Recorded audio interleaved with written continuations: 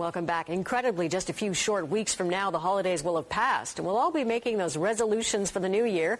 And just like every year, many of us will promise to lose a few pounds by exercising more often.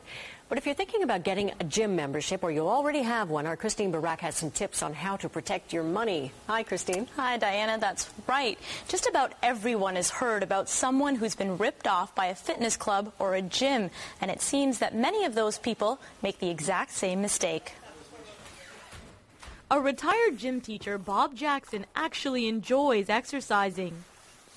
But like many others, Bob has been burned by a gym. He prepaid for a year of pumping, cycling, and pulling, and not just for himself, but his wife as well. Then they found out the gym they'd been working out at for years had been sold. And then within a month, the signs came up on the wall saying that old memberships would not be honored. Having shelled out more than $400, the couple decided to stage a protest. We gave these flyers out in front of the club. Didn't make them too happy inside the club. And when that didn't work, did you bring it to their attention? And they called the Ministry of Government Services. The Consumer Protection Branch gets more than 1,000 complaints a year about fitness clubs. My first bit of advice to anybody is never buy a 1 year's membership. In fact, fitness clubs have to offer you a monthly payment option. Consumer Protection works on behalf of people who feel they've been ripped off and offers advice for those looking to burn calories instead of cash. Look at the club over very carefully. A club that's dirty or in disarray, that's not just a sign of poor hygiene, although that's as troubling as that is. It often is a sign also that the club may be in financial trouble. And if you do join a gym and then decide it wasn't the right step, you have 10 days to cancel your contract with a full refund. 11, again, try not to rock. Joanne James owns Vital Steps. She says it's disappointing to hear about fitness club scams because exercise is essential to good health. Great. Good. Her advice for finding a good gym? Do a test workout. Go on a day and at a time you would expect to exercise. If those are the times you go and you can't use the equipment, then almost what's the point? And you will get discouraged and you will not go back. So there goes your money again.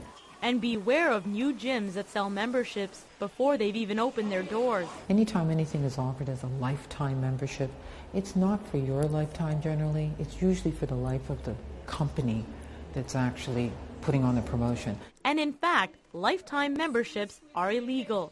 Contracts can only be signed for 1 year at a time. Come on, buddy. Oh, boy. A detail Bob wishes he had known. Consumer Protection took his case and dealt with the fitness club that folded. They took them to court and won, and they were fined and ordered to pay us back.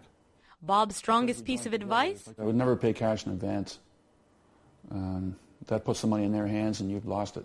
Making it a deal that doesn't come cheap. And Diana, it's a lesson that too many people learn the hard way. Often those who get ripped off, they feel alone and powerless to do anything about it. But like Bob, you can fight back, and the Consumer Protection Branch is there to help you do it. And it's fascinating to hear that you shouldn't go for the one-year membership, because that's the deal that they always push. It is, and that's what reels you in. Like, oh, a year, that sounds pretty cheap.